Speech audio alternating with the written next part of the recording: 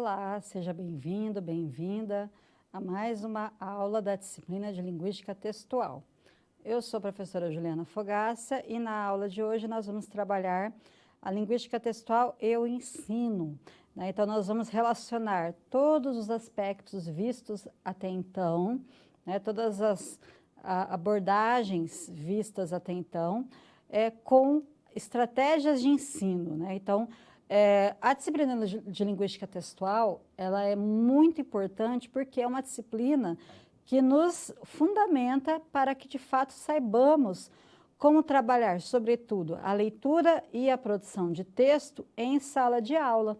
Então, ela nos traz embasamento para sabermos, então, como trabalhar, né, quais estratégias trabalhar para que o aluno, de fato, saiba produzir e interpretar um texto, né? E são essas as dificuldades que nós encontramos muitas vezes no contexto de sala de aula, né? Então, nós observamos que muitas vezes os alunos têm essa dificuldade de produzir um texto, de interpretar um texto.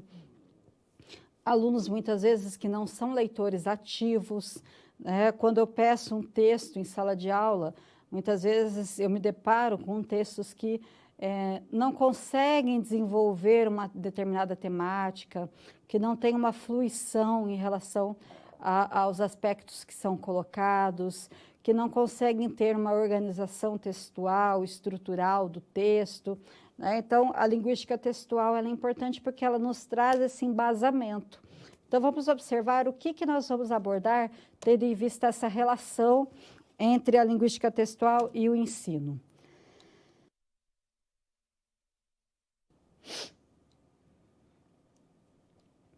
Então, dentro desta relação, nós vamos estudar inicialmente os seguintes aspectos. Observem no quadro. Então, o ensino de leitura, né? Então, primeiramente, vamos dar, né, ênfase à abordagem sobre o ensino de leitura, como, né, o professor, quais estratégias o professor deve pensar para poder ensinar o aluno a, de fato, ser um aluno leitor, um leitor ativo, né? Então, vamos falar sobre o processo de leitura, o conhecimento do leitor e esquemas durante o processo de leitura, né? Então, esses esquemas são importantes porque eles ajudam nesse processo de leitura e de compreensão leitora, né? Estratégias de leitura e a importância do conhecimento prévio. Então, por que é importante nós pensarmos, né, que o aluno precisa ativar esse conhecimento prévio, justamente para que ele consiga estabelecer relações, né? Então, é importante enfatizar isso e enfatizar isso nas estratégias de ensino de leitura. E, por fim, né, como ensinar o aluno a ler. Outro eixo aí que será trabalhado nessa disciplina é o ensino da produção textual, né? Então, vamos trabalhar estratégias de escrita, a escrita enquanto processo, né? Então, não como um produto, como acontecia há algum tempo atrás. A escrita ela é um processo e nós, crendo nisso, nós precisamos, né, trabalhar a escrita enquanto processo. A relação de interdependência entre coesão e coerência e um fator muitíssimo importante que diz respeito ao planejamento textual e que está muito estreitamente ligada à questão da escrita enquanto processo. Por fim, vamos trabalhar os gêneros textuais e discursivos, já que o ensino ele é norteado por textos, então os documentos que regem, que orientam o ensino, eles orientam que todo o ensino de língua portuguesa seja norteado por textos e, por consequência, a gente precisa pensar, então, numa abordagem nessa perspectiva dos gêneros, né? Pensar em quais gêneros devem ser trabalhados em sala de aula, como abordar os gêneros durante as aulas de língua portuguesa. E um outro aspecto também importante é saber diferenciar gêneros e tipos textuais e, sobretudo, a abordagem, né? Não focar somente na abordagem dos tipos, mas sim, primordialmente, dos gêneros textuais. Então, uma aula, né, bastante voltada para a prática mesmo de sala de aula, para sabermos como, né, trabalhar o texto, tanto no processo de produção quanto no processo de compreensão textuais.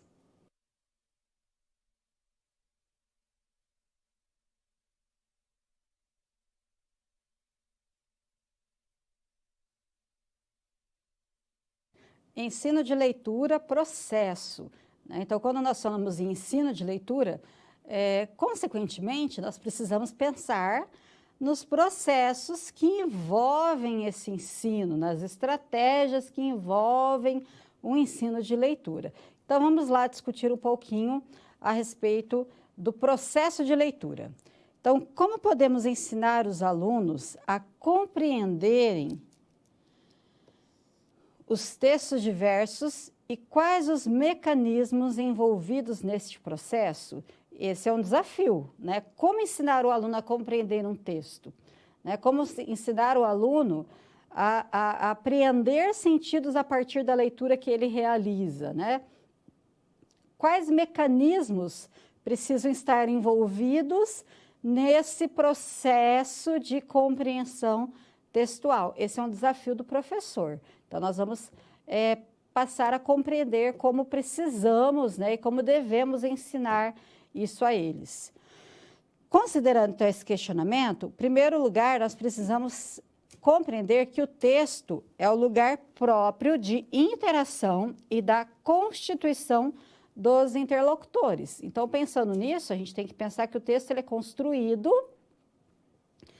com a finalidade de que o outro receba, então, essa construção, né? Que o outro, que é o meu interlocutor, consiga apreender sentidos a partir daquilo que foi colocado. Então, é um processo de troca, e isso precisa ser bem colocado, porque nesse sentido nós pensamos no contexto, como ele foi produzido, enfim, em elementos que perpassam esse processo de construção e que precisam ser elementos de atenção por parte daquele que lê, daquele que ouve, né? Vamos dar continuidade. O sentido de um texto ele é construído na interação texto-sujeitos. Então, o texto, quando nós fazemos a leitura de um texto, não podemos nos ater somente nos elementos linguísticos. Os elementos linguísticos, obviamente, são importantes, mas precisamos pensar nessa interação texto-sujeitos, né? Então, quais são os conhecimentos de mundo que esse sujeito tem, quais estratégias cognitivas ele mobiliza para a compreensão desse texto, né? Então, isso tem que ser levado em consideração para que eu, como professora, possa desenvolver habilidades em meus alunos que os façam compreender o texto na sua totalidade.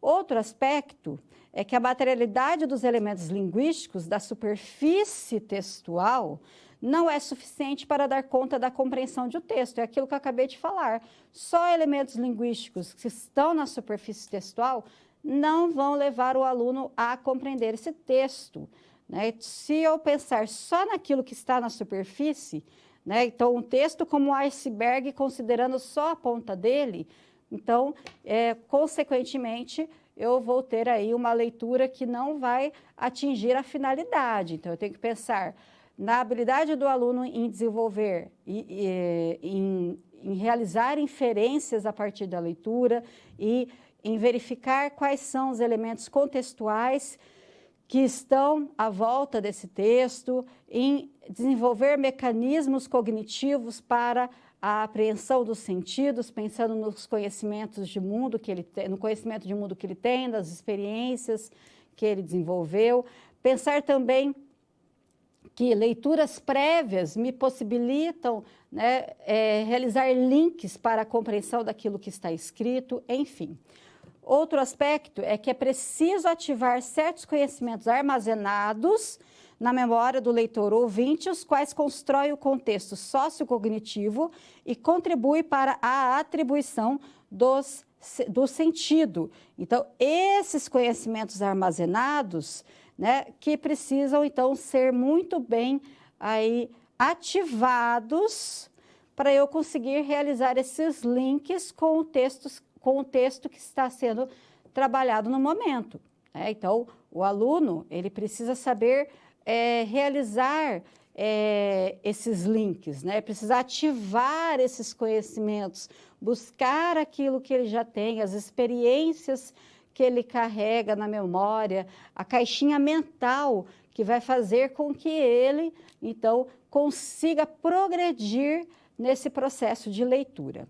Dando continuidade, então, nós temos que o processo de leitura, ele envolve aí não só o conhecimento linguístico, né? Então, os conhecimentos armazenados na memória, eles só podem ser recuperados por meio das estratégias sociocognitivas, ativas no processo de leitura. Né? Então, por isso que a leitura ela não pode ser superficial. Quando eu vejo um elemento no texto, logo, o professor ele tem que desenvolver habilidades nos alunos que o façam, né, reconhecer e ativar conhecimentos que ele já tem. E aí, quando eu falo em leitura, né, então nós temos lá que a leitura é a associação dos conhecimentos linguísticos mais o conhecimento de mundo. Aí sim eu vou ter uma leitura profícua, né, uma leitura que de fato faça sentido. Então, a leitura ela deve ser compreendida em dois momentos. Então, esse processo de leitura, ele precisa compreender esses dois momentos. A construção do significado por meio de atividades cognitivas, né? Então, é o uso de estratégias inconscientes e automáticas que ajudam o leitor na construção das relações coesivas dentro do texto, né? Então, essas atividades cognitivas, elas fazem, então, que o aluno, né, que o leitor consiga construir significados. E também a integração dos conhecimentos, porque não é apenas o conhecimento linguístico que é colocado em jogo no processo de leitura. E, nesse sentido, então, ele precisa ativar estratégias metacognitivas que são responsáveis pela integração dos elementos extratextuais, que é nada mais, nada menos que o contexto de produção, que nada mais, nada menos é do que o conhecimento de mundo que o aluno adquiriu ao longo da sua vida, as experiências que ele teve. Então, precisa também ativar esses conhecimentos metacognitivos nesse processo de leitura. Vamos dar continuidade? E isso, né, quando nós falamos nessas estratégias, nesses momentos distintos, nós estamos falando, então, sobre um leitor ativo, não é aquele que recebe o texto, né, e apenas decodifica os elementos linguísticos postos naquele texto. Não, ele é leitor ativo. Sendo leitor ativo, então ele precisa desenvolver essas estratégias de recuperar esse conhecimento de mundo, essas experiências, de conseguir identificar os elementos extralinguísticos, extratextuais, para, então, produzir sentido. Vamos, então, observar o leitor ativo. O que nós temos a falar sobre ele? Ele é participante de uma interação tríade leitor, texto e autor. Então, ele faz parte desse processo que leva, então, à constituição do sentido. O leitor, ele precisa participar desse processo, por isso que é ativo, que reconstrói, então, o sentido do texto em sua interpretação a partir de esquemas mentais e dos conhecimentos de mundo. Esses esquemas mentais seriam, então, os esquemas cognitivos, né, que faz resgatar e associar elementos que também foram postos no texto. Nesse processo, o leitor, ouvinte, desenha o seu percurso de leitura e faz previsões sobre o conteúdo e sobre o tema do texto. Ele ativa os conhecimentos extratextuais armazenados na memória e integra-os com os conhecimentos presentes no texto, estabelecendo um elo entre o texto e o mundo. Então, por isso que a gente fala que dentro da linguística textual, a gente não pode só considerar os elementos que estão na superfície do texto. Existem essas estratégias e essa ativação que ela é necessária para que o sentido possa, de fato, ser aí realizado. E, por fim, nós temos, então, que o conhecimento do leitor ele é organizado em sua memória em esquemas. O leitor guarda no cérebro lembranças de um determinado significado. Essas lembranças se relacionam com todas as outras informações presentes no cérebro do leitor. Então, a gente tem uma rede, né, de conhecimentos dentro do nosso cérebro. A relação das lembranças com as informações constrói um modelo de mundo organizado e consistente, que é sempre resultado da experiência do sujeito. No processo de leitura, o leitor se depara com novas informações e reatualiza suas lembranças para um determinado significado, construindo novas relações e recategorizando seu modelo de mundo. Por fim, o que é importante destacar? Que o papel do professor é muito importante. Não basta apenas fazer a leitura e pedir para o aluno interpretar o texto tendo em vista as questões que foram colocadas no livro didático do aluno. É momento, né, do professor a trabalhar com texto, com leitura, permitir, né, e utilizar estratégias para que o aluno, de fato, consiga ativar esse conhecimento prévio que ele já tem.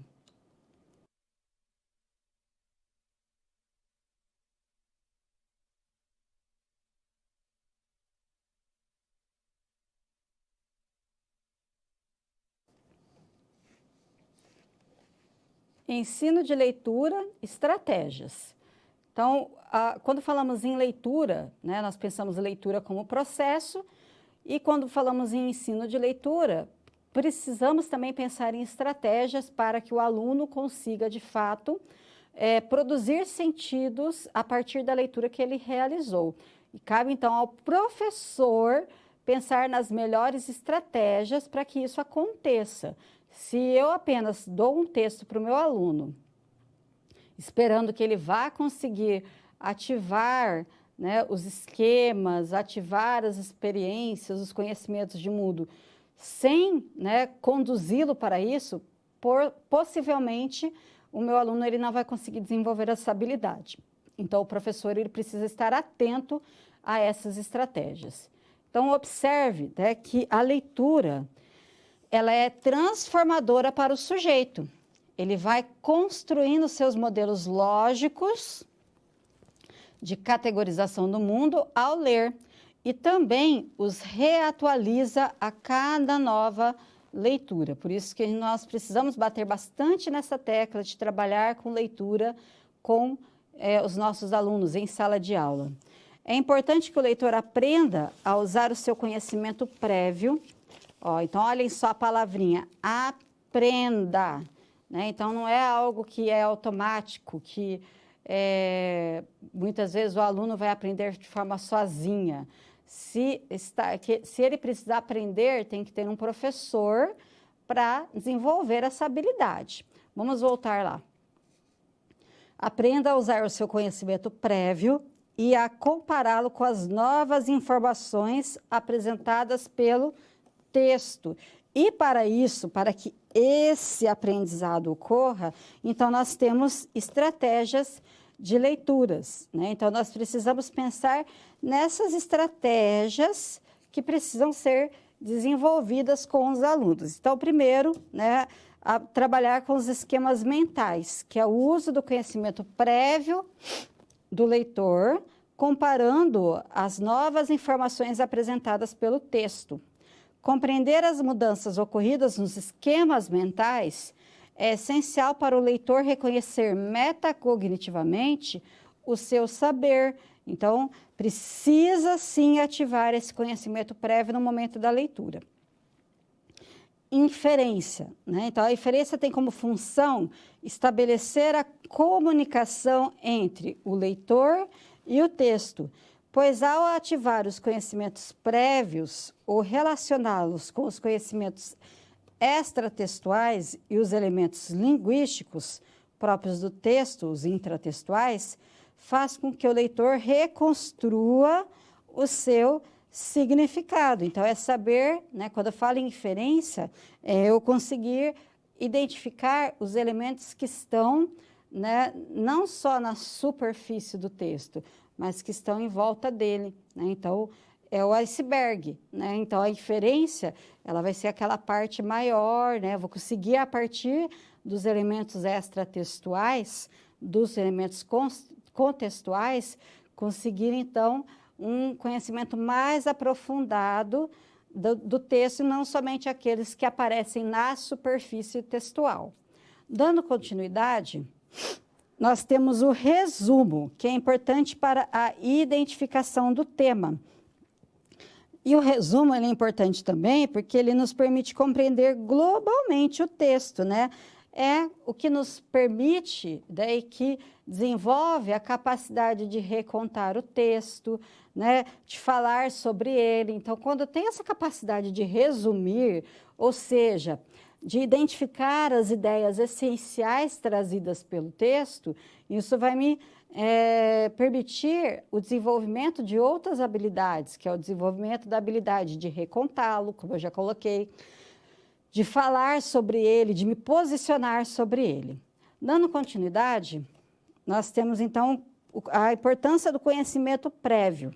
O leitor utiliza na leitura o que ele já sabe, o conhecimento adquirido ao longo de sua vida, né? Então, seria esse conhecimento prévio que precisa, então, estar ativado no processo de leitura, né, para ele realizar associações.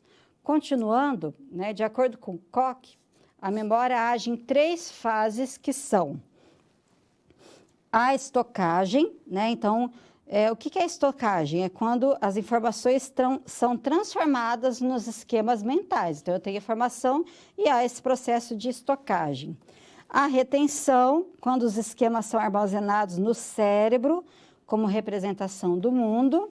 E reativação, que é a fase em que fazemos o processamento textual, reconhecendo as representações armazenadas e relacionando-as com as informações dadas no texto.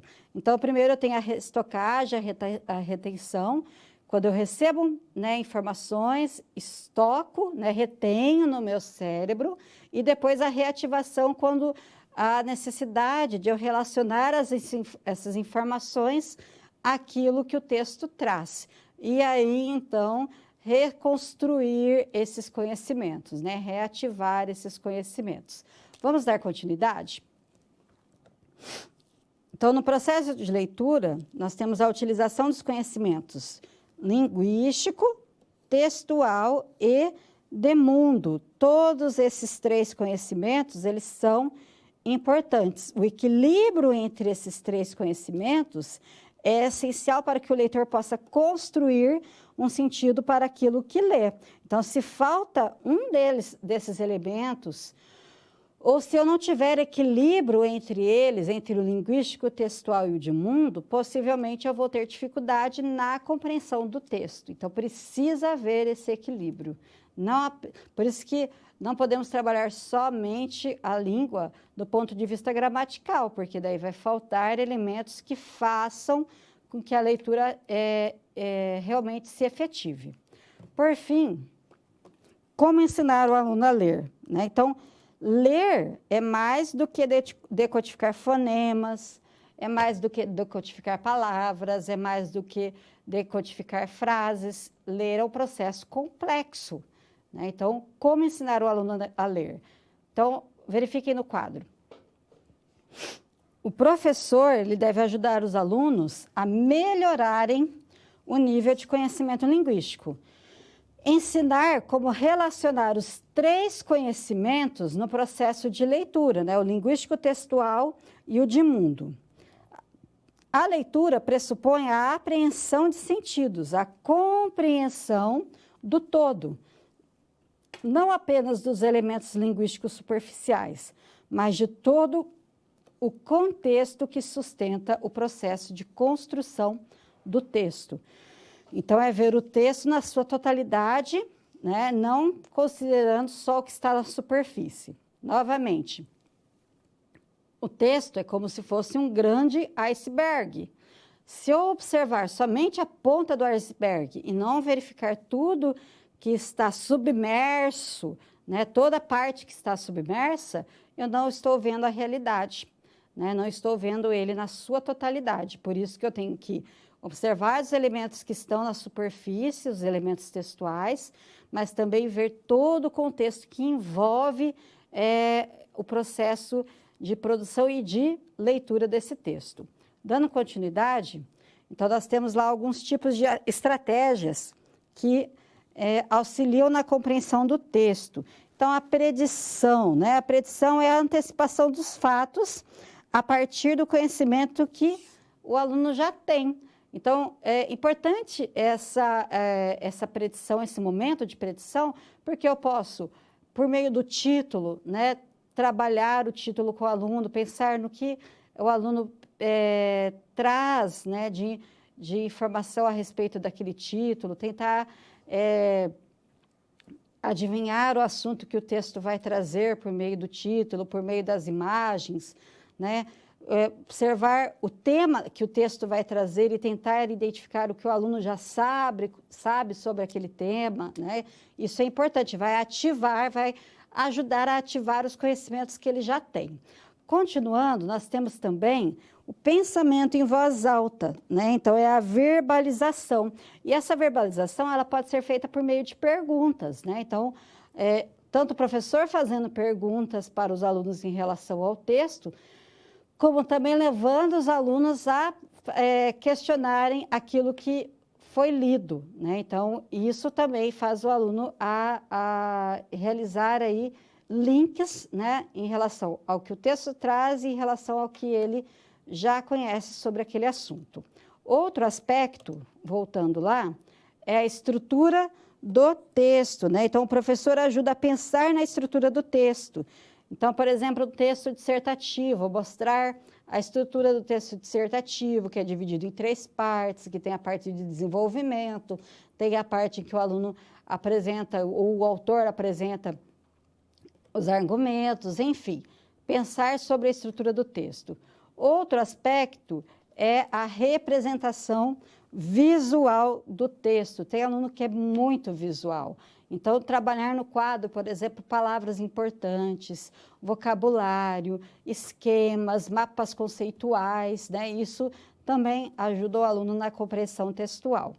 Outro aspecto é o resumo, como já foi falado, que permite que o aluno, então, reflita sobre esse texto, que o aluno pense nas partes principais que esse texto traz, né, que ele consiga sintetizar a ideia principal do texto. E, por fim, nós temos o questionamento, né, onde o leitor é levado a questionar o texto e, assim, refletir sobre ele. Ok? Então, são estratégias importantes nesse processo.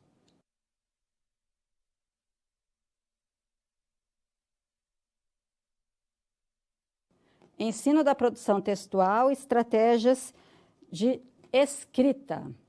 Quantas vezes nós nos deparamos com textos de alunos, textos que muitas vezes não fazem sentido, né? Textos que muitas vezes não acrescentam informações importantes sobre a temática abordada. Então, é uma dificuldade, né, que nós observamos de uma forma bastante geral nos alunos da educação básica. Então, por isso é importante trabalhar estratégias de produção textual. Então, vamos lá. Então, quando eu falo em estratégias, né, de escrita, então, nós temos que pensar que a escrita é uma atividade que exige estratégias específicas por parte do produtor, tais como ativação de conhecimento sobre a situação comunicativa.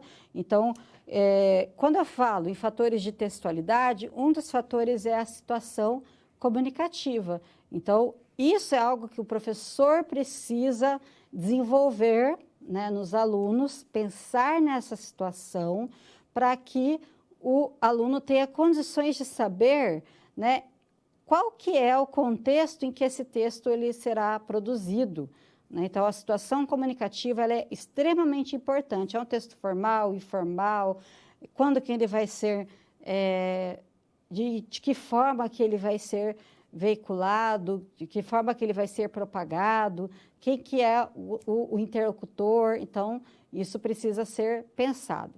Outro aspecto é a seleção, organização e desenvolvimento das ideias que garantam a continuidade do tema e sua progressão. Então, essas ideias, né, então elas precisam ser o quê? Planejadas, né? E isso que faz com que o tema, de fato, seja desenvolvido e tenha progressão.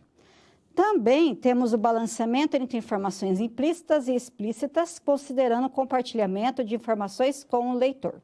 Então, vamos ver cada uma delas. Primeiramente, a ativação de conhecimento sobre a situação comunicativa. Isso requer um conhecimento, então, prévio do autor sobre o contexto situacional em que o texto se insere. Então, antes da escrita, é papel seu, como professor, né, situar o aluno. Não adianta dar um tema e vai achar que o aluno vai adivinhar para quem é, né? Então, sobretudo aluno do Fundamental 1, Fundamental 2, né? A gente tem que desenvolver isso em sala de aula. Qual é o contexto em que esse texto precisa ser produzido, né? Então, sempre levar o aluno a pensar na situação de produção desse texto. Então, observe no quadro. Então, antes da escrita, nós temos que realizar a análise de qual é o contexto da situação comunicativa. Ou seja, quem será o leitor, quando ele lerá, em que contexto ele vai ler o texto, em que suporte o texto será disponibilizado, sob a forma de qual gênero, tudo isso tem que ser pensado. Não dá para trabalhar só dando o tema para o aluno. Isso é um trabalho inconsequente. O aluno precisa ter aí de forma clara qual que é a situação comunicativa de produção do texto, porque senão o texto não faz sentido nenhum para ele. E aí, por isso mesmo, que muitas vezes ele escreve um texto por escrever só para cumprir a necessidade daquele momento, né? Cumprir o que foi pedido pelo professor. Vamos continuar? Em seguida, o planejamento do texto. Então, primeiro eu contextualizo e depois eu levo o aluno a planejar esse texto. E aí nós temos a seguinte situação, né? Então, da necessidade, né, de situar o aluno dentro do contexto. Então, uma receita de bolo requer o quê? Uma linguagem, um formato diferente de um bilhete, ou de uma bula de remédio, ou de um artigo científico. Então, primeiro que eu vou, né, deixar claro qual que é o gênero. Né? Segundo, que depois que eu deixo claro qual que é o gênero, qual que é o público, né, quando que esse leitor lerá, qual que é o suporte, eu vou planejar e isso vai fazer o meu aluno também pensar qual é o formato de linguagem, qual que é o registro adequado a ser utilizado.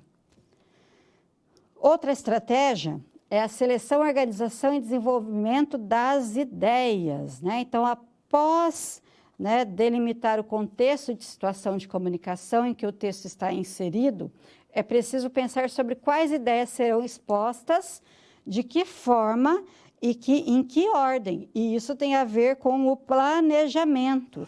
Né? Então, antes de escrever o texto propriamente dito, é importante fazer o quê? Um rascunho, inserindo, então, né, as ideias e argumentos que sustentam cada uma daquilo que vai ser colocado. Organiza-se as ideias centrais e os argumentos que as sustentam. Né? Então, não basta só colocar as ideias, tem que argumentar sobre elas. Colocar tudo em rascunho em forma de tópicos, elencar em ordem de aparição no texto. Então, eu vou colocar, primeiro eu vou lá, né, ter uma chuva de ideias, depois eu vou organizar e pensar em que ordem que essas ideias vão aparecer no texto. E as ideias expostas precisam ter uma relação clara com o tema do texto para não perder, então, a ideia de progressão textual.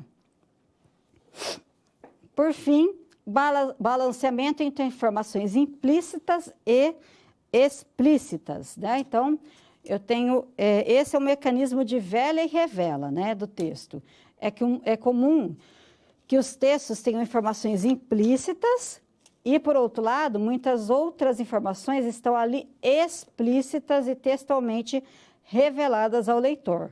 O equilíbrio entre ambas as informações, a implícita e a explícita, é necessário para que o leitor possa compreender o texto, né? Então, alto grau de informação implícita vai necessitar um grande esforço do leitor.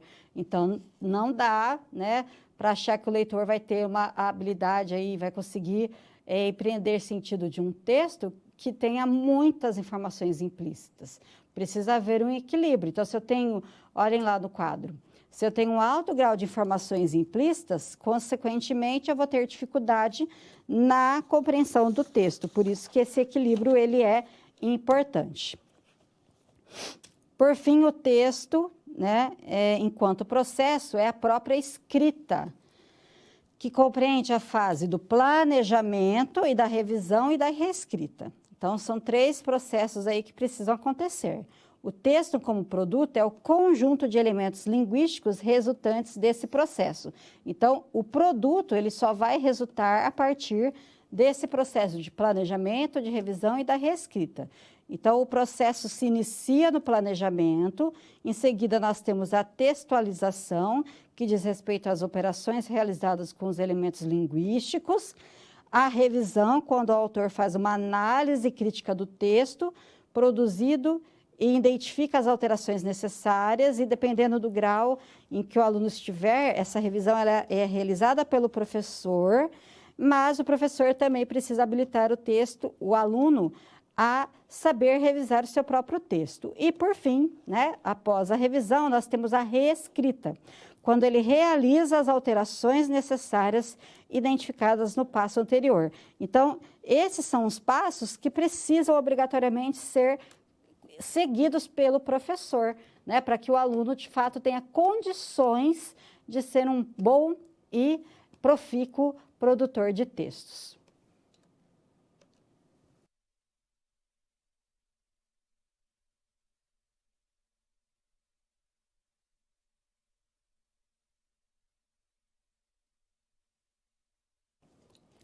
Agora, nós temos a seguinte situação, problema, né, que está voltada àquilo que nós abordamos nesse primeiro momento da nossa aula. Então, observe lá qual que é a situação. Andréia, professora do 7º ano, após algum tempo de acompanhamento da turma, percebeu que muitos dos seus alunos ainda tinham dificuldades para compreender a estrutura interna do texto e a relação entre o texto e o contexto. Além disso, a professora percebeu que no ato de leitura, então estamos falando de leitura aqui, os alunos apenas decodificavam as palavras e não liam efetivamente o texto, não compreendiam o seu sentido. E é o que a gente vê muitas vezes em sala de aula. O aluno lê o texto, mas na hora da interpretação é um grandíssimo problema, né? O aluno não consegue apreender sentido daquele texto. E quem trabalha em sala de aula sabe, né, a dificuldade que muitas vezes o aluno tem para interpretar aquilo que foi lido. E nós temos, então, a continuação. O que você considera que a Andréia possa fazer para melhorar o desempenho dos seus alunos do 7º ano? Então, resolvendo a situação problema. A professora Andréia pode usar algumas estratégias. Então, trabalhar a pré-leitura, levando os alunos a identificar o gênero, o suporte em que o texto está veiculado, as imagens, títulos, subtítulos, legendas, o autor, a data de publicação, o contexto sócio-histórico. Isso é interessante, essa pré-leitura, porque ela pode ativar conhecimentos que os alunos já têm. E quando ativa esses conhecimentos, começa a fazer mais sentido aquele processo, né, o processo de leitura. Dando continuidade, Ela pode também fazer questionamentos, instigando os alunos a refletirem sobre o que acabaram de ler e checar se tais informações condizem ou não com as predições feitas lá na fase de pré-leitura. E isso, então, ativa, né, esse link entre as experiências e o conhecimento prévio do aluno com aquilo que está no texto. Então, a professora ela está fazendo uso de estratégias para, a todo momento, permitir que o aluno consiga relacionar o que está no texto com o conhecimento prévio que ele tem. Outro aspecto é colocar as informações mais relevantes sobre o texto no quadro, características dos personagens, tema, ideias centrais de cada parágrafo, em forma de esquema ou de tópicos. Então, é a questão de sempre atentar-se que tenha, ao fato de que existe aluno que é muito visual. Então, essa é uma estratégia que também ajuda, né? O aluno, ao visualizar aquele esquema, ele consegue, então, habilitar alguns conhecimentos prévios. Também, após a leitura do texto, discutir com os alunos as ideias que sustentam aquele tema e pedir para que eles falem sobre o texto, seja respondendo a um questionário, seja de forma mais indireta e oral. Então, levar o aluno a verbalizar é importante, porque ele também vai, né, trabalhar aí essas relações entre aquilo que ele já tem e aquilo que o texto traz. E, por fim, a professora pode reler com toda a classe as partes que alguns dos alunos não compreenderam e ir acrescentando novas informações, o que também fará com que os alunos as relacionem com todo o conhecimento linguístico, textual e de mundo que já tenham. E aí a gente, então, mobiliza os 3 conhecimentos essenciais para a compreensão de um texto, né? Mobiliza esses 3 conhecimentos que precisam, de fato, estar inseridos nesse processo.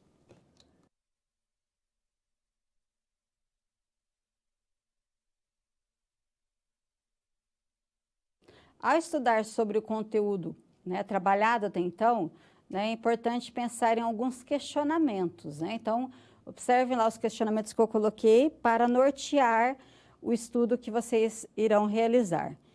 Então, como podemos ensinar os alunos a compreenderem os textos diversos e quais os mecanismos envolvidos nesse processo? O que pode ser considerado um leitor ativo, né? Pensando que a leitura precisa envolver aí conhecimento de mundo, precisa envolver os processos cognitivos, né? Cite algumas das estratégias de leitura e como devem ser aplicadas.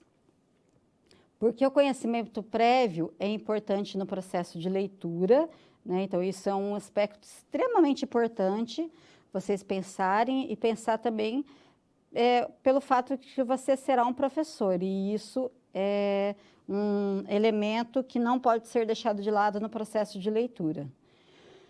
Como ensinar o aluno a ler, e cite as estratégias de escrita e como devem ser aplicadas, né? Estratégias essas importantes, tanto para você como produtor de texto, quanto para você como professor, né? Levando o aluno a ter essa habilidade e essa competência escrita.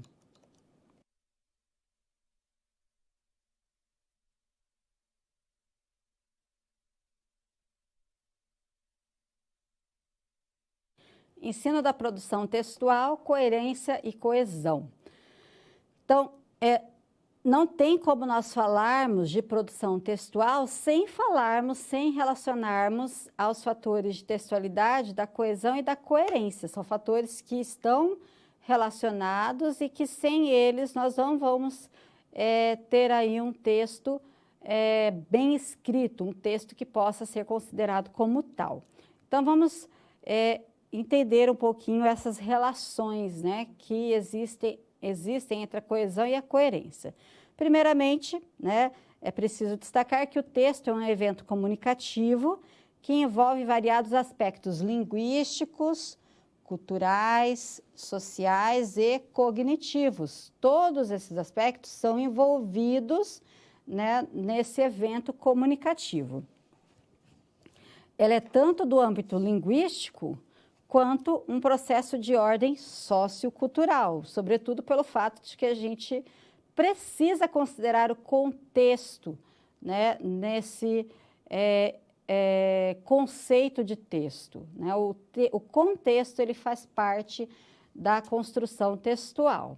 Dando continuidade, né, pensando então em texto, precisamos então trazer aí para a discussão a coesão e a coerência, que são fatores que estão intimamente ligadas, né? Então, são interdependentes. A coesão, ela não é estabelecida somente pelos elementos linguísticos presentes na superfície do texto, né? Embora muitas vezes a gente pense somente nos elementos que estabelecem a ligação, ela é muitas vezes pressuposta pelos elementos que fazem parte do contexto sociocognitivo e interacional. Esses são também parte do domínio da coerência, estabelecendo aí o vínculo indissociável entre ambas. Então, quando a gente pensa em contexto sociocognitivo e interacional, né, então, consequentemente, nós precisamos pensar que esse contexto é que permite um texto ser ou não coerente e, obviamente, ligado aos fatores e elementos de coesão. É a coesão que ela vai estabelecer, então, a articulação de todos os indícios contextuais. É ela que vai ser responsável por apresentar esses indícios, né, que nos fazem, então, identificar se um texto tem ou não coerência. Dando continuidade, então, na produção textual, é importante que o autor fique atento ao tema proposto, não se desviando dele, né? Então, isso vai garantir a unidade temática e vai garantir que o texto tenha coerência. Em textos dissertativos argumentativos, por exemplo, o autor deve apresentar uma defesa do ponto de vista acerca do tema, né? Organizar, encadear as ideias em uma ordem coerente, usar conectivos adequadamente para um texto coeso, fazer as substituições de referentes de maneira adequada, sem causar duplo sentido ou ambiguidades. Isso tem muito a ver com a coesão, com a coesão por substituição e que permite, então, que o texto seja organizado de uma forma adequada. Usar desde o início do texto figuras discursivas, né? Então, por exemplo, vocabulário, elementos linguísticos que corroboram para a manutenção do tema, né? Então, se eu falo um tema sobre desmatamento, tem que ser um vocabulário que esteja relacionado a esse tema, né? Isso vai ajudar, então, o tema a sempre estar presente em todo o texto. E sinalizar bem o texto ao mudar de assunto de um parágrafo para o outro. Olhem só, a coesão aparecendo novamente. Então, se eu mudo de parágrafo, essa sinalização ela precisa ocorrer para uma sequenciação adequada desse meu texto. Então, isso, né, dentro desse processo de produção textual, essas fases elas precisam ser consideradas, né? Então, apresentar a defesa do ponto de vista, porque não adianta só falar, eu sou a favor da pena de morte, né, mas não dizer o porquê, né, não dizer, me posicionar e inserir os argumentos para que essa afirmação de fato faça sentido. E esses outros elementos, então, também precisam todos ser considerados. Vamos dar continuidade? Então, para que um texto seja coerente, é preciso o quê? Planejá-lo. O planejamento ele é fundamental, né? Papel do professor é ajudar o aluno a desenvolver este planejamento. Então, antes de começar a colocar as palavras no papel, é preciso realizar algumas perguntas, né? Então, isso o professor pode trabalhar com o aluno, pensar nas perguntas que o aluno precisa refletir, precisa responder para, em seguida, então, poder executar o seu texto, né? Então, qual que é o propósito do meu texto? para que ele serve? Né? Qual que é a finalidade desse texto? Qual é o assunto do meu texto? Sobre o que eu vou escrever? Qual a estrutura do meu texto? Que partes o compõem? E aí entra também a questão do gênero, né? Dependendo do gênero, eu vou ter aí estruturas específicas para cada gênero. Quem vai ler o meu texto? Também é importante pensar no interlocutor e tendo em vista a estrutura, tendo em vista o gênero, tendo em vista onde esse texto vai circular, eu preciso pensar também no vocabulário que eu devo usar. Então, o texto ele precisa estar adequado à situação comunicativa. Então, por isso que esse planejamento, esses questionamentos, eles ajudam o aluno a se situar em relação, né, a essa situação comunicativa e saber o porquê que ele vai escrever, para quem que ele vai escrever, onde o texto vai circular, que tipo de linguagem ele deve utilizar, que estrutura ele vai utilizar, qual que é a forma do texto, né, que ele precisa escrever. Nunca dar só o tema para o aluno e achar que ele vai escrever, né, o texto como você espera, sem situá-lo comunicativamente, ok? Vamos continuar. E também adequar o texto ao grau de informatividade que o contexto requer. Então, por exemplo, se eu vou dar um texto, né? Vou pedir para escrever um texto sobre variação linguística, né, para uma revista científica, portanto, um artigo acadêmico. Né? Qual que é a finalidade? Divulgar informações sobre uma pesquisa que foi realizada sobre variação linguística. Os sujeitos, os interlocutores, os leitores serão, então, pessoas da área de letras que, né, acessam essa revista científica. Portanto, eu tenho que trazer informações novas sobre essa temática, então eu tenho que situar, né? Não adianta, e em relação à informatividade, não adianta só trazer informações que já são postas. Eu vou, sim, trazer informações importantes a partir das vozes de autoridades que eu vou citar no meu texto, mas eu também preciso trazer os resultados da pesquisa que eu desenvolvi. E aí eu vou ter, então, um maior grau de informatividade no meu texto. Vamos dar continuidade? Então, portanto, na escrita, a escrita ela deve se atentar para a harmonia do texto, para a manutenção do tema, para a progressão temática de um parágrafo para o outro, para a presença de argumentos que sustentem o meu ponto de vista, para o encadeamento das sentenças com o uso de conectivos, anáforas e catáforas, para a consistência do texto com argumentos que ajudem na construção do seu ponto de vista e não ser contraditório, na leitura atenta do texto ao terminá-lo, analisando a sua relevância, identificando redundâncias, saltos abruptos de ideias, falta de clareza, ideias vagas, e tudo isso, então, né, deve levar em conta o planejamento textual. Né? Quando eu planejo o meu texto, né, quando eu penso na situação, quando eu penso no contexto, quando esse texto é revisado e esse texto é reescrito, aí sim eu vou ter um produto adequado para todo esse processo.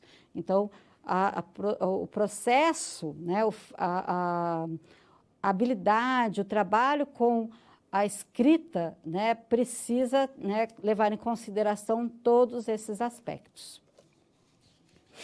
Por fim, o professor ele deve, então, motivar os alunos a compreenderem o texto como um processo, porque é só esse processo que vai permitir que eu tenha um produto bem acabado, ensiná-los a planejar, organizando as ideias em uma ordem que seja coerente, e ensiná-los que para escrever também é preciso ler. A leitura sempre ela precisa acontecer antes da escrita, para fazer com que o aluno, de fato, tenha embasamento, né, tenha subsídios para escrever um bom texto.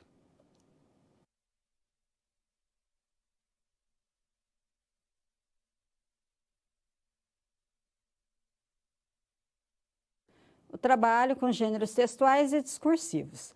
Quando falamos em textos, né, nós precisamos pensar que essa abordagem, ela é uma abordagem que ela é prioridade no ensino de língua portuguesa, e todos os documentos que orientam, que norteiam o ensino, prescrevem, né, e orientam que o ensino deve partir, né, do trabalho com o texto e, consequentemente, o trabalho com os gêneros textuais e discursivos. Então, na contemporaneidade, né, na cultura contemporânea, a proficiência na comunicação é uma das habilidades mais valorizadas pelo mercado de trabalho.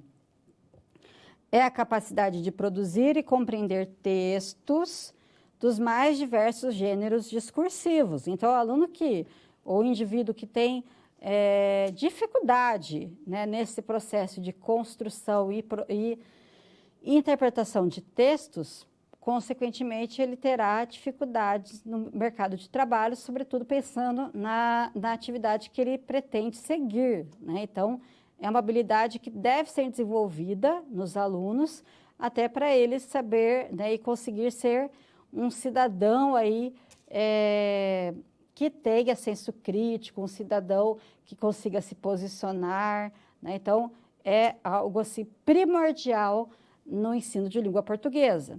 Vamos dar continuidade. As aulas de língua portuguesa, então, elas devem desenvolver a capacidade de comunicação oral e escrita dos alunos, expondo-os aos mais variados gêneros, né? Sobretudo os gêneros que circulam na sociedade, né? Levando-os a serem capazes de serem aí proficientes nessa habilidade comunicativa. Dando continuidade, então, nós precisamos pensar quais gêneros trabalhar em sala de aula. Então, Pereira et al.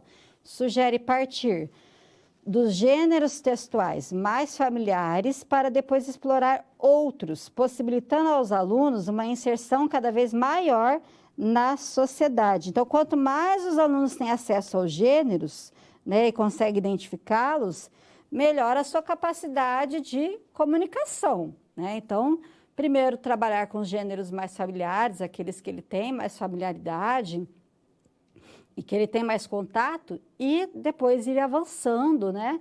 À medida que ele desenvolve habilidades de reconhecimento de estrutura, de tema, de estilo, né? E ir avançando, então, na inserção de gêneros no ensino de língua portuguesa.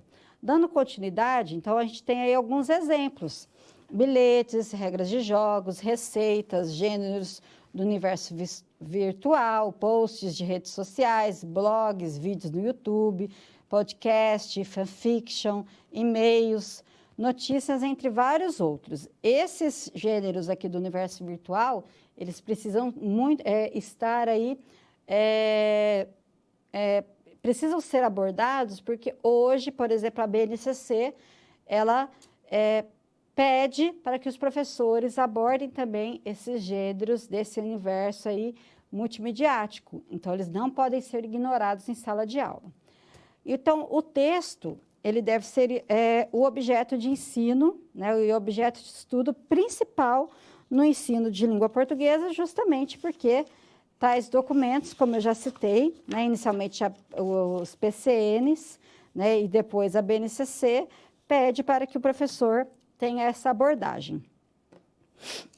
O professor deve, então, identificar as características principais dos textos e fazer as escolhas e ajustes necessários para cada nível de conhecimento do ano em que atua. Então, é papel do professor saber escolher, realizar boas escolhas textuais, tendo em vista o nível de conhecimento do aluno, o segmento que ele está. Então, o professor tem que ter essa habilidade de realizar boas escolhas. É importante também que o professor, observem no quadro, deve selecionar textos de diversos gêneros discursivos, considerando as intenções e as finalidades do ato comunicativo, e deixar bem claras essas intenções e finalidades para os alunos, até porque ele também, como aluno, precisa identificar a finalidade de cada texto, a intenção de cada texto, ter essa habilidade de saber o porquê de cada gênero textual.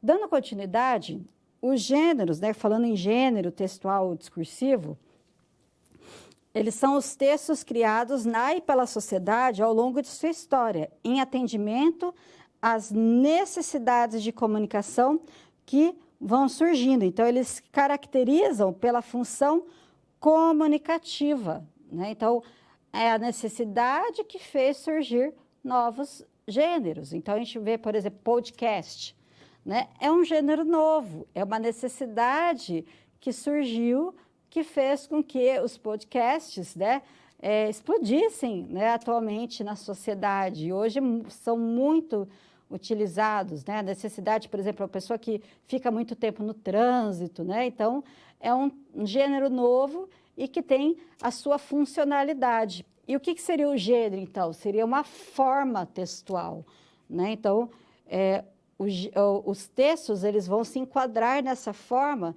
de acordo com a estrutura que tem, de acordo com o estilo, de acordo com o tema, de acordo com a finalidade. E por isso que a gente precisa, então, trabalhar diversos gêneros com os alunos. Dando continuidade, então, cada gênero apresenta características específicas sobre sua produção, recepção e circulação. E são essas propriedades que diferenciam um gênero do outro, né? Como eu falei, cada gênero tem, seria como se fosse uma forma própria. E se enquadra, então, dentro dessa forma. Embora o gênero determine a estrutura, isto é, a tipologia textual, a sua função é de permitir a circulação e a usabilidade do texto. Então, sempre pensando no uso, sempre pensando na finalidade, sempre pensando na questão social que envolve o uso desse gênero. Por estarem relacionados ao uso, é que os gêneros discursivos mudam constantemente. Eles surgem e se modificam na cultura em que estão inseridos. Por isso que a gente fala que são em números incontáveis, porque eles podem tanto se modificar, quanto eles podem desaparecer e quanto podem surgir novos gêneros. Vai depender muito da usabilidade, das necessidades sociais.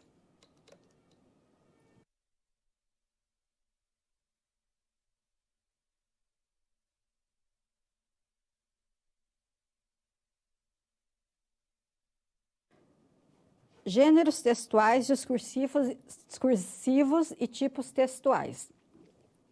Ainda hoje, por mais que se discuta, né, a importância do trabalho com gêneros, eu observo, né, em meio a muitos professores, que ainda existe uma confusão entre tipo textual e gênero textual. São coisas distintas e nós, como professores de língua portuguesa, precisamos saber diferenciar esses dois elementos. Então, vamos observar no quadro. Então, primeiro, atenção, né, para a informação de que gênero é diferente de tipo. Esse é o primeiro aspecto, são coisas distintas. O tipo textual, ele designa uma espécie de construção teórica definida pela natureza linguística de sua composição. Aspectos lexicais, sintáticos, tempos verbais, relações lógicas, né? Então, nós vamos ter lá uma construção específica. Então, eu posso ter, por exemplo, o tipo descritivo, né? Então, eu vou ter aí uma reunião de adjetivos que vai descrever uma pessoa, vai descrever um lugar, né? Então, está muito ligado a esses aspectos sintáticos, verbais, lexicais. Eu posso ter, por exemplo, um tipo narrativo, né? Então, o tipo narrativo vai trazer o quê?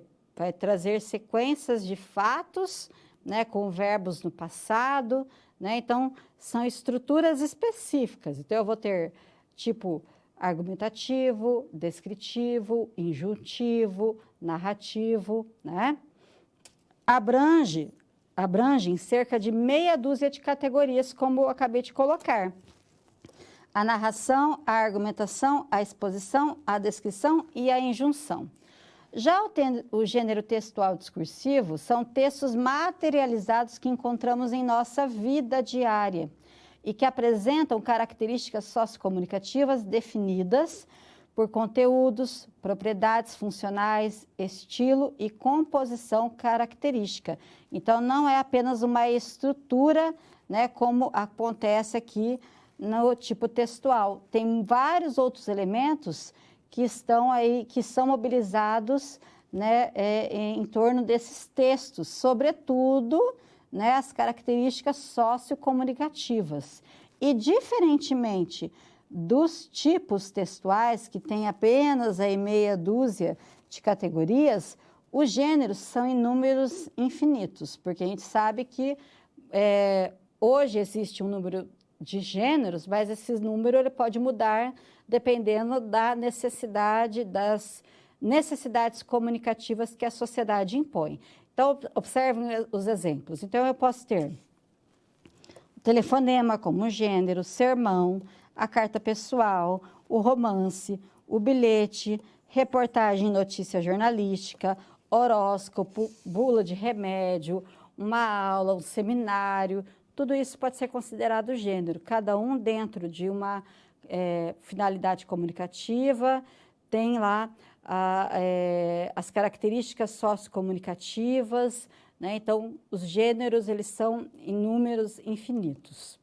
Continuando, o tipo textual, ele remete à estrutura, ao funcionamento da constituição estrutural do texto. Então, tem muito a ver com estrutura. Já os gêneros são construídos na interação comunicativa. É a interação que vai, então, levar a essa construção. Um romance literário, né? Então, ele pode ter passagens mais narrativas, né? Relatar um acontecimento na trama, passagens mais descritivas ao descrever os cenários e os personagens, passagens mais dissertativas quando o narrador, por exemplo, avalia as ações e sentimentos dos personagens. Então, por isso que nós falamos que o mesmo tipo textual, ele pode aparecer em diferentes gêneros.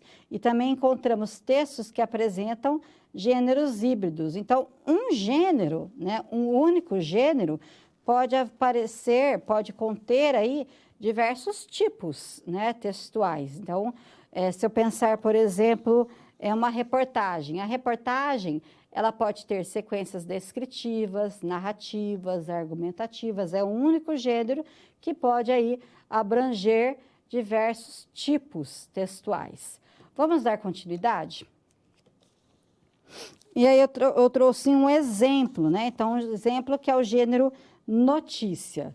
Então, o objetivo, transmitir informações sobre fatos, tanto de fatos passados quanto de fatos futuros. É importante ter em mente essa finalidade, né? As características da notícia.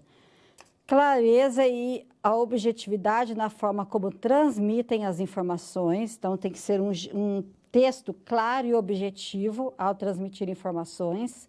E a notícia, diferentemente da reportagem, na notícia, né, não é importante que não haja opinião, por isso que é um texto objetivo, né? Eu só vou expor o fato que aconteceu.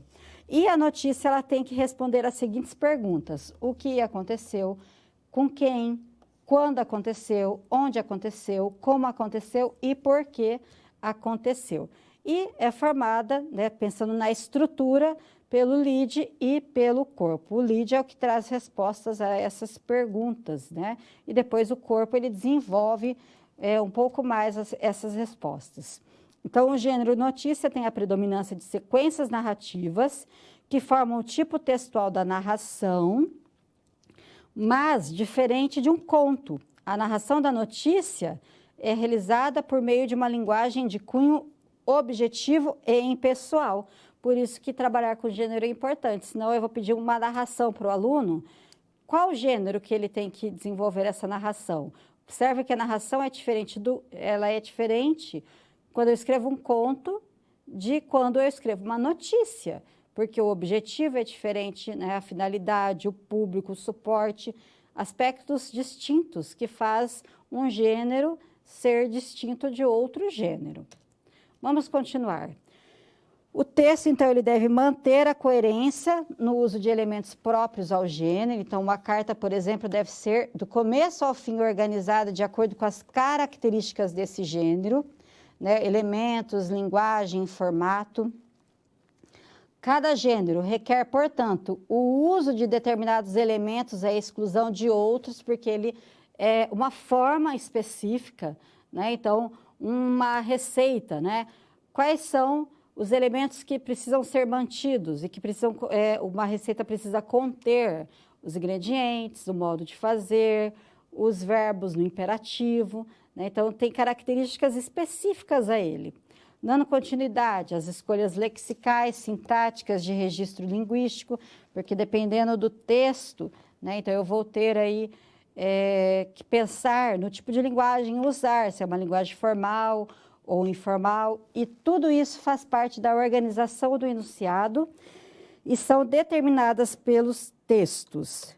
Por fim, então, nós temos que os tipos textuais são definidos por seus traços linguísticos predominantes, e por isso um tipo textual é dado por um conjunto de traços que formam uma sequência e não um texto.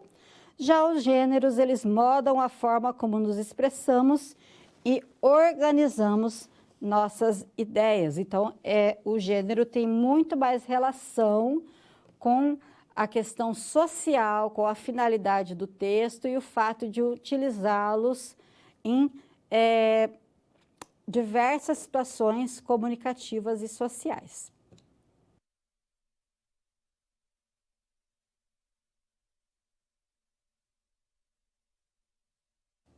Agora nós vamos ter uma questão para resolver, tendo em vista, né, as discussões que nós realizamos, né, em nossa aula, discussões que giram em torno à relação entre linguística textual e ensino. Então, observem no quadro.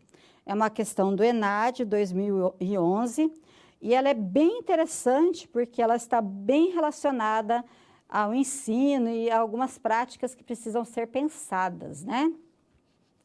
Então, a questão diz o seguinte: o conhecido modelo de proposta de redação Minhas Férias parece perpetuar-se no meio escolar, dado que ainda são solicitadas produções textuais em que o aluno somente tem como referência o tema a ser abordado, sem qualquer outras explicitações acerca de sua produção.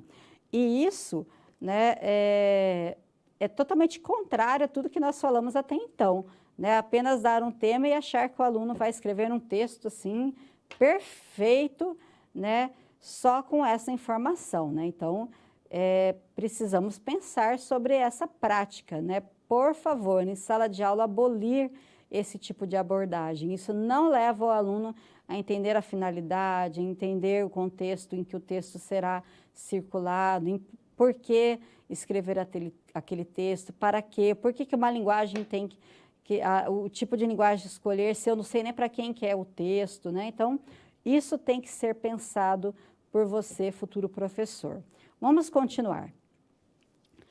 Considerando as especificidades dessa proposta de escrita, sob a perspectiva de que a produção textual se caracteriza não somente pelos seus aspectos linguísticos e textuais, mas também pelas suas funções frente às relações sociais particulares, pelos seus aspectos sociocomunicativos, analise as afirmações seguintes. Então, vocês vão ter que verificar o que é correto dentro dessas afirmações. Então, primeiro, a estratégia mencionada, né, de dar o tema lá, Minhas Férias, reflete aquilo que vários estudos acerca das especificidades do processo escritural vêm discutindo recentemente.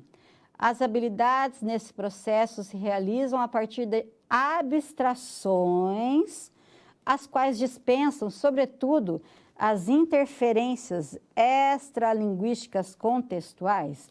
E aí? Né? Na verdade, essa afirmativa aqui ela é falsa, né?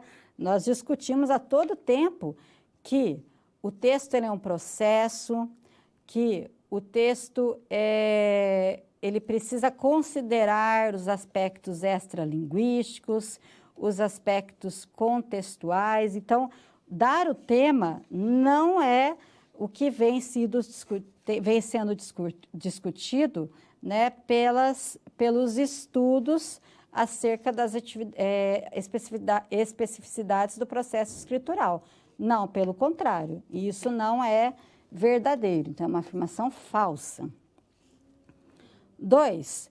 À medida que os propósitos comunicativos, como parte das condições de produção do texto, foram deixados de lado na proposição da atividade, a realização desta se tornou inócua, ou seja, se tornou incapaz de produzir o efeito de sentido. Sim, se eu deixo de lado esses propósitos comunicativos, para quem eu quero escrever, qual a finalidade, em que meio será veiculado o texto, então a atividade ela se torna incapaz de produzir o efeito que eu quero, que é um texto bem escrito. Então, essa aqui é verdadeira.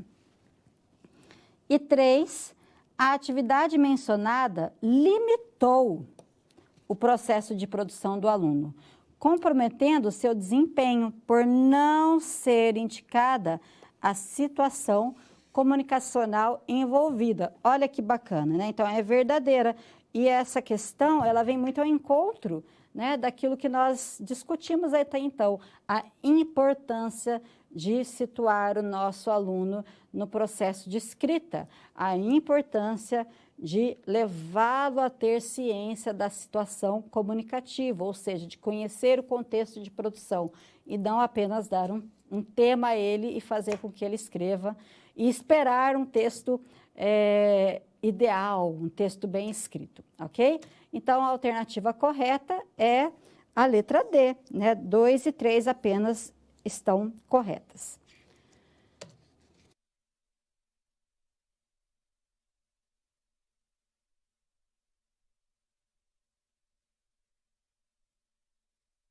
Pessoal, agora algumas perguntas para nortear, né, o estudo que vocês irão realizar a respeito desta unidade, desta aula de hoje, né? Então, primeiramente, qual a importância da coesão e da coerência para o processo de produção textual? Por que é importante o planejamento para a produção de um texto coerente? Quais gêneros devem ser trabalhados em sala de aula? Qual a diferença entre tipo textual e gênero textual? E qual deve ser priorizado no ensino de língua portuguesa, né? Então, são perguntas que, na verdade, dizem respeito àquilo que nós discutimos, mas é mais que vocês precisam, novamente, parar, pensar, refletir, né, para internalizar tudo isso que foi discutido nessa aula, ok? Para finalizar, né, então, nós vimos nesta teleaula, né, primeiramente, aspectos que envolvem o ensino de leitura, né? Então, nós vimos que a leitura, ela requer do professor algumas estratégias para que o aluno não realize uma leitura superficial, né? Para que nós não tenhamos aí analfabetos funcionais, né? Então, aqueles que, na verdade, muitas vezes decodificam, né? Você pede para ele fazer a leitura de um texto, ele vai ler, mas ele não vai compreender, não vai conseguir apreender sentidos. Então, para que a leitura efetivamente seja profícua, o professor precisa desenvolver estratégias em sala de aula para que o aluno estabeleça conexões entre aquilo que ele já sabe, conhecimento de mundo que ele já tem, os conhecimentos prévios que ele tem, com a leitura que ele está realizando. E aí, a partir disso, então, apreender sentidos por meio desse processo. Outro segmento, outro eixo que foi trabalhado nesta aula é o ensino da produção textual. Então, assim como a leitura, a produção textual também requer estratégias, já que a produção textual é um processo. Se todas as fases desse processo forem bem seguidas, né? Aí sim nós vamos ter um produto bem acabado, um produto que de fato atinja a finalidade, mas sem seguir esse processo e trabalhar esse processo em sala de aula, com certeza nós não vamos atingir o objetivo, né, que é levar o aluno a ser um bom produtor de texto. E por fim, nós trabalhamos então os gêneros textuais e discursivos e vimos a importância de abordar diversos gêneros, né, com os nossos alunos, já que na contemporaneidade, uma das finalidades do ensino de língua portuguesa é fazer o aluno a ser um bom produtor e receptor de texto, é ter uma habilidade comunicativa, tanto escrita quanto oral, né, para saber lidar com esses gêneros em diversas situações comunicativas que ele irá se deparar, ok? Eu espero que essas aulas tenham sido muito produtivas para vocês. Como eu já coloquei, é uma disciplina que ela está muito relacionada ao ensino, muito relacionada à prática de produção e interpretação textual e que são conteúdos fundamentais para a nossa prática, tanto como produtor e receptor de textos como professor de língua portuguesa. Eu agradeço a atenção de todos e espero que vocês saibam bem usar esses conteúdos aí na vida de vocês. Um abraço a todos.